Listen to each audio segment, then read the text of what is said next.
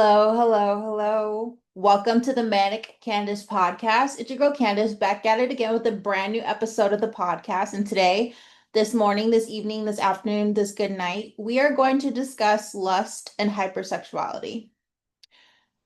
I have been struggling with feeling convicted as a spiritual person with lust and hypersexuality. Specifically, I'm struggling with hypersexuality. For those of you that are new here, hi, I'm Candice and I am bipolar.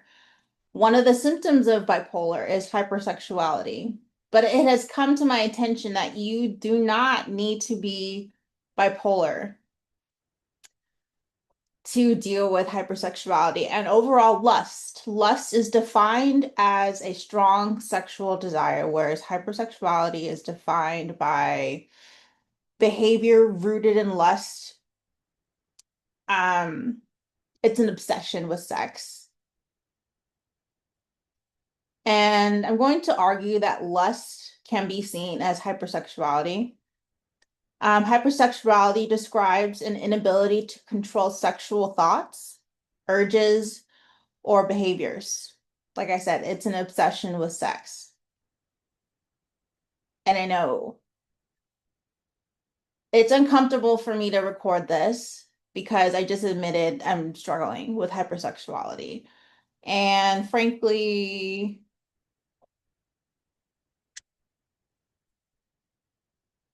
well, that was dramatic. Frankly, I'm tired of it and I realize it's done a lot of harm to my mental because I do have thoughts about sex constantly and it's in the form of flashbacks of previous sexual encounters. I am an avid daydreamer, so it is made up sexual scenarios that I've conjured in my head between me and people I've had strong lust for. Um,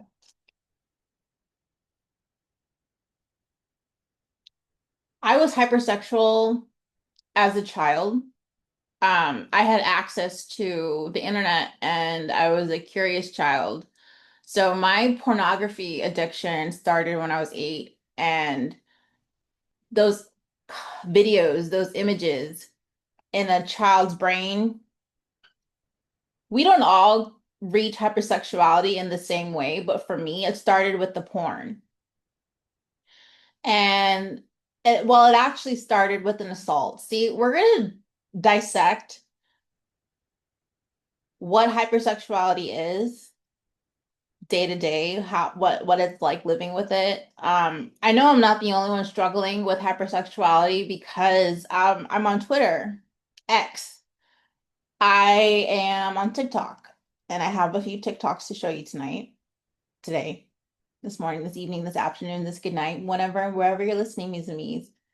This is a serious topic, and I want to get into it. Like, what is it? It's a strong sexual desire. It's an inability to control sexual thoughts. It's a feeling of shame when you have sex, after you have sex. I'm gonna expose myself tonight as gracefully as possible.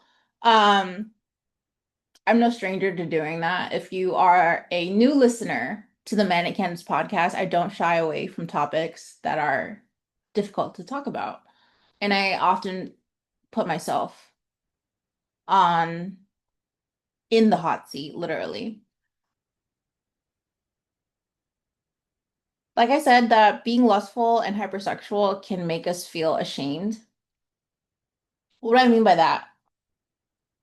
I have in the past and in the present engaged in sexual behavior that I'm not proud of after the fact, but it's the feeling of having a sexual urge that's uncontrollable, which leads me to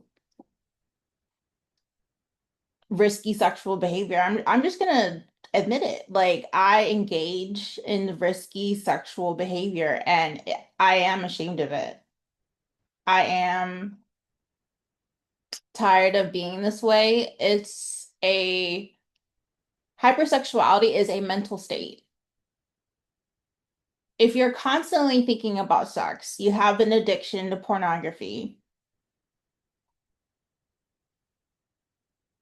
you're struggling with lust, hypersexuality. Is that so far to say that you may have a sexual addiction? I've asked myself these questions, like, are you addicted to sex? And I think it's deeper than that because I am I am an addict. Like I have used drugs. So the addiction to drugs and the addiction, like it's not that it doesn't translate the same to me when it comes to sex. Like I don't have withdrawals from not having sex. I do, but like everything else, I would say is very close to using a drug when it comes to sex and being quote unquote addicted. I can be celibate for months, but it's the state of mind, it's the thoughts that lead to urges. Urges of wanting to masturbate, wanting to watch porn, urges of wanting to text my sneaky link, urges of finding new people to have sex with, and doing that on a weekly basis. I've talked a lot about sex on this podcast, um, in a lighter manner, but I'm here to downplay it a lot. A lot. In the United States, sex is still a taboo subject. When I was in school, they it was a big political debate. Do we teach sex education in school? Is it the school's place to teach sexual education? And I want to argue that it is 100% the school's place to teach sexual education. I think I think there is a lot of individuals who struggle with hypersexuality, with lust, and with sex addiction and porn addiction. Porn in the American society is everywhere. It's in our advertisements. Sex sells. Why? Why? Um, and it's in like pornography is free and it shouldn't be. And it's easily accessible to anyone, children. It starts off very innocent, Googling sex, wanting to see what pictures of sex look like, because in America it is taboo. We don't talk about sex at all. I don't like the talk is something that parents would avoid because it made them so uncomfortable. The talk being sex, introducing your kids to the concept of sex. And I believe that I'm not saying every parent is a good parent, but I'm saying parents have the responsibility of teaching their children about sex, or else the world's going to teach them about sex, or else pornography is going to teach them about sex. They're going to, everything that I learned about sex, other than sexually transmitted diseases and a condom, came from porn. So all of the terms that are derogatory and not rooted in anatomy, terms like dick, terms like pussy, terms like cum. Like I learned all of that and all the mechanisms when it comes to sex and how you can have sex. I learned it from porn. Every category, I watched it for hours and hours and hours and hours and hours. I didn't masturbate until I was 18. So I watched porn for 10 years and I continue to. I just quit watching porn. And let me tell you about that. It's been a struggle from someone who watched porn to calm down. I saw porn as a way of giving into these hypersexual thoughts, getting a relief by masturbating, and just by simply watching something that I preferred.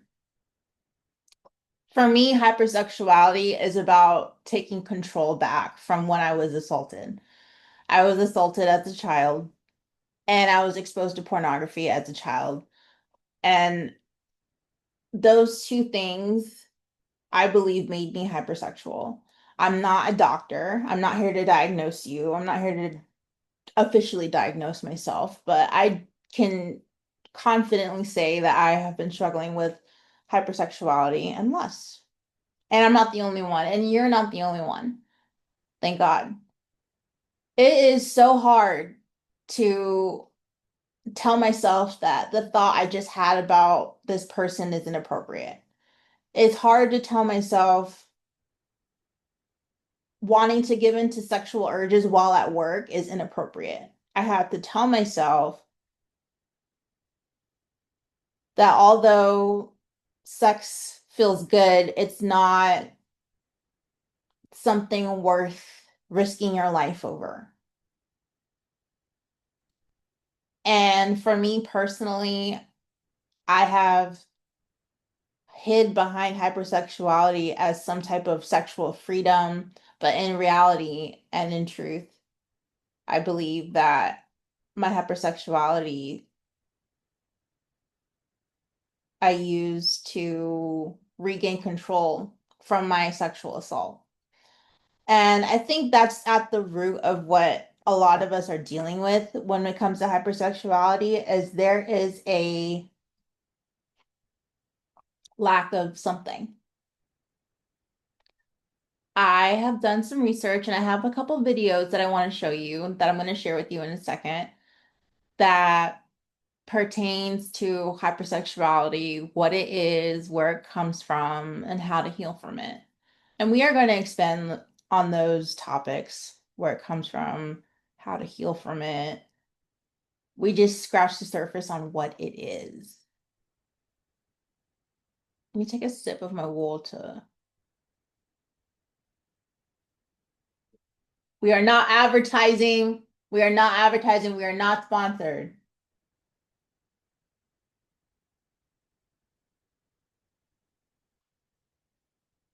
Got to keep that logo. Same here. We are not advertising.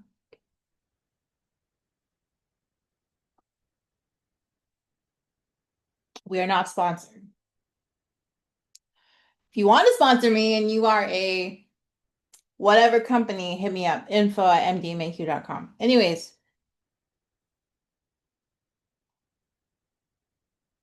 I feel alone in this struggle. Well, I used to. Once I started getting videos on my algorithm dealing with people of other people dealing and talking about hypersexuality, I started to feel relief. I started to feel encouraged to do something about it because I've been suffering in silence. I've had this podcast for 4 years and I'm not shy, or I wasn't, about sharing topics about, I mean, very personal topics about my life, my family, and things I struggle with mentally and personal stories of mine. But this topic was something that I kept to myself for a long time and was afraid to talk about it because I felt ashamed. I and I know I will be judged by what I've said in this episode. People will probably look at me differently, but I'm here to talk about it because it's gonna help you, it's gonna help others talk about it.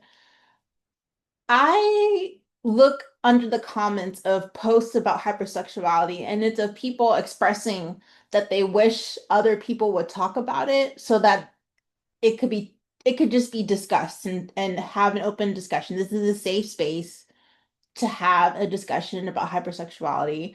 Um, in America, in the United States, there are little to no safe spaces to talk about sex in general. I mean, outside of gender politics, sexual identity politics, pregnancy and STI matters, sex isn't talked about. In college, there was one course offered having to do with sex, and me and my friend Carla took that course, and surprise, surprise, It was just about how studying sex was so taboo that they know this much. We know squat shit about sex, orgasms, hypersexuality, lust. We know jack shit about it. I think hypersexuality can be categorized on its own as a mental disorder. There are different ways you can arrive to being hypersexual. Not all of us have to be bipolar. Not all of us have to have history of sexual assault. You could have just been exposed, or I have heard that it comes from neglect. As I was doing research, hypersexuality seems to be coming from being a lack of feeling safe somewhere down the line. Um, I was on Twitter the other day and this girl posted that she hates herself because her sexual assault made her hypersexual. And I'm gonna get spiritual for a second. You guys know I'm a Christian. The Bible talks about lust a couple times. And what stands out to me about what the Bible says about lust is that it starts with the eyes. And I noticed very early on that flirting can start with a look. Hold on, let me try doing the look.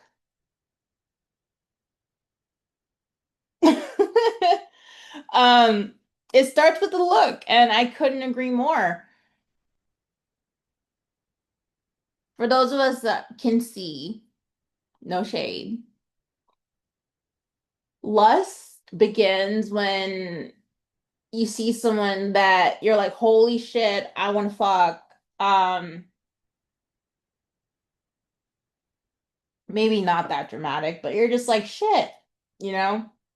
But for some of us, hypersexuality and lust looks like swiping, looks like going on these nasty, nasty, nasty websites like doublelist.com, craigslist.com, backpage.com. Some of you are going on your local city Reddit pages looking for pussy, looking for dick.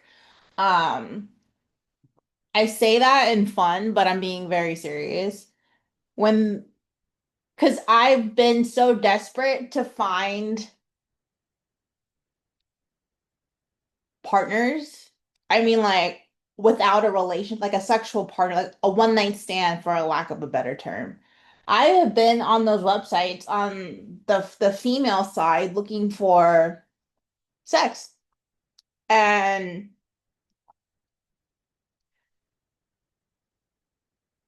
it was because I let those urges get out of control.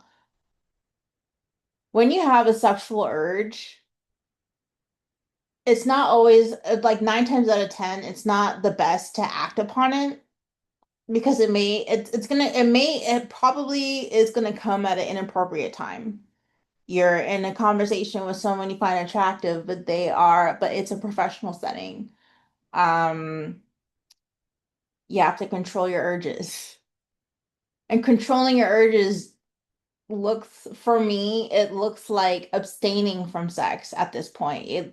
I haven't watched pornography in 11 days. I will share with you. And on day three of quitting pornography, I was almost in a state of panic. I had almost had an anxiety attack. I learned that hypersexuality is tied to your nervous system. Some of us are actually chasing a sense of safety and not sex itself. It's never about sex, even though that is the symptom. Does that make sense? I'm going to share with you 3 TikToks that I found that are really good at explaining beyond what I've said in when it comes to hypersexuality.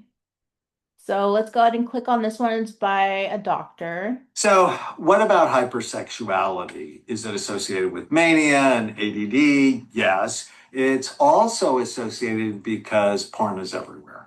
And, you can reset a child's template if they're exposed to sexuality too soon.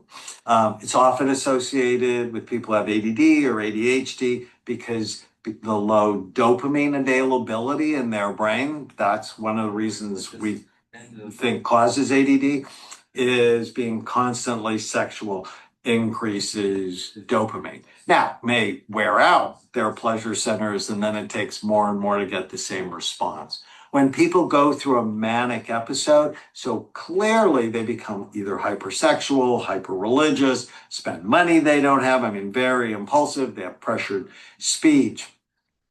And but how you tell the difference between ADHD and bipolar disorder, for people who have ADD or ADHD, it's sort of that way all the time. People who have bipolar disorder goes in clear cycles where they're just normal, fine one moment, maybe even depressed, and then boom, their brain cycles into a hypersexual or manic state. So, what about hypersexuality?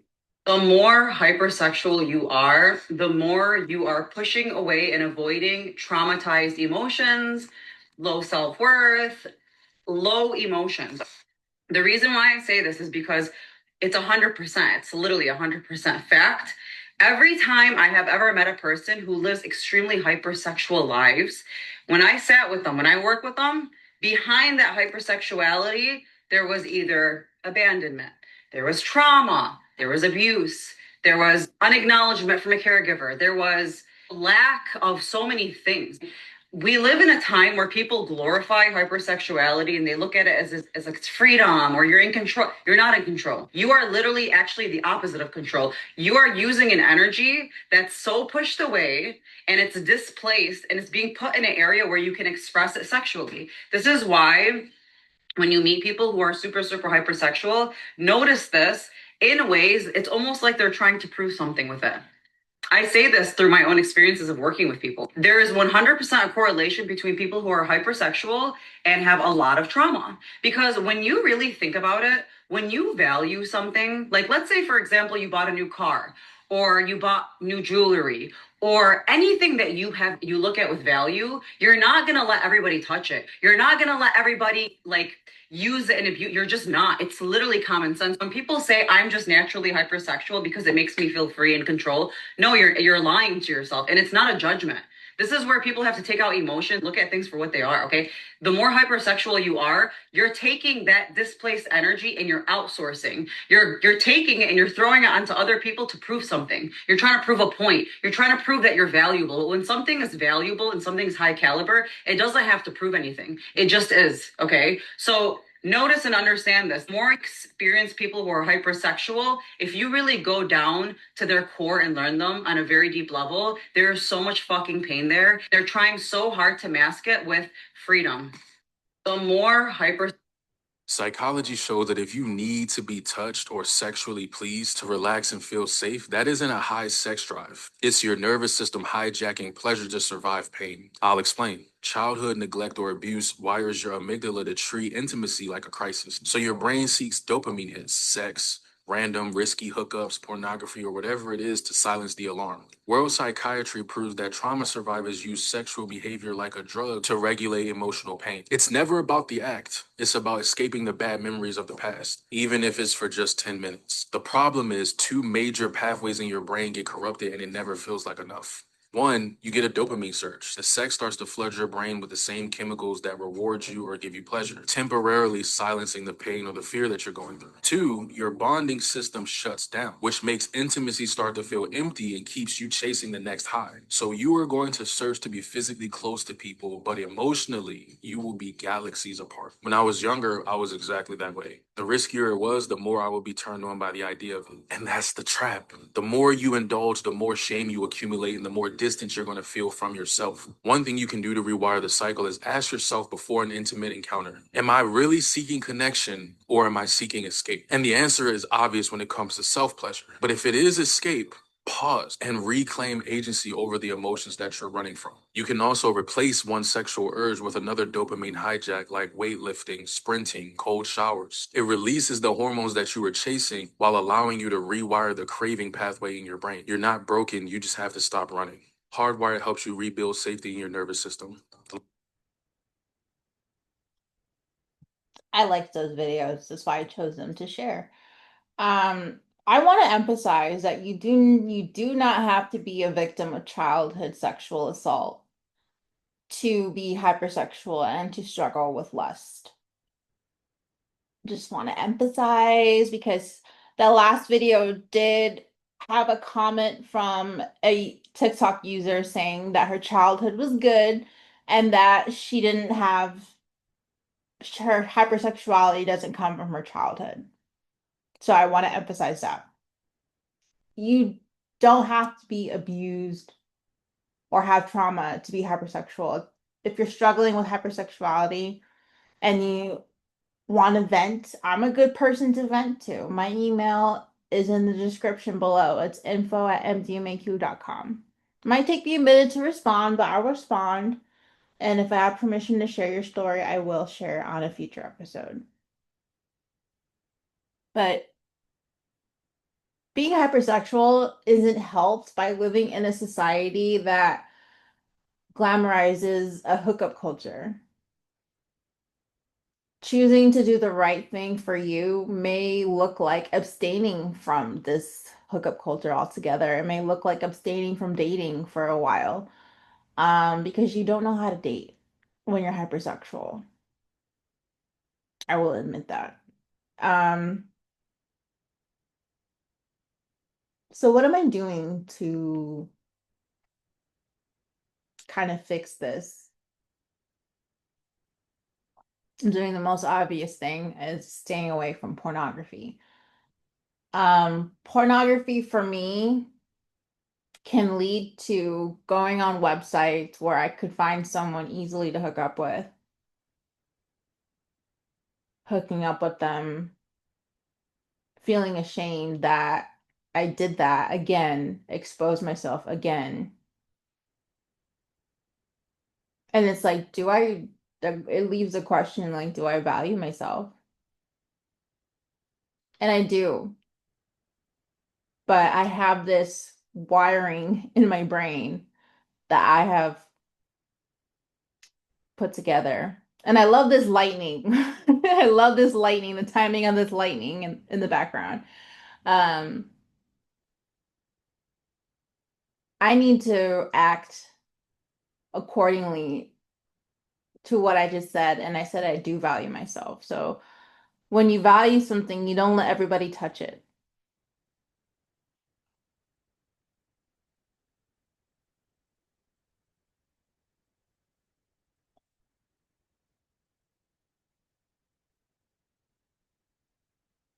You don't have to be a player, a man, abused as a child to struggle with urges, uncontrollable urges. And if you don't control these urges, they lead to risky behavior, hooking up, not using a condom.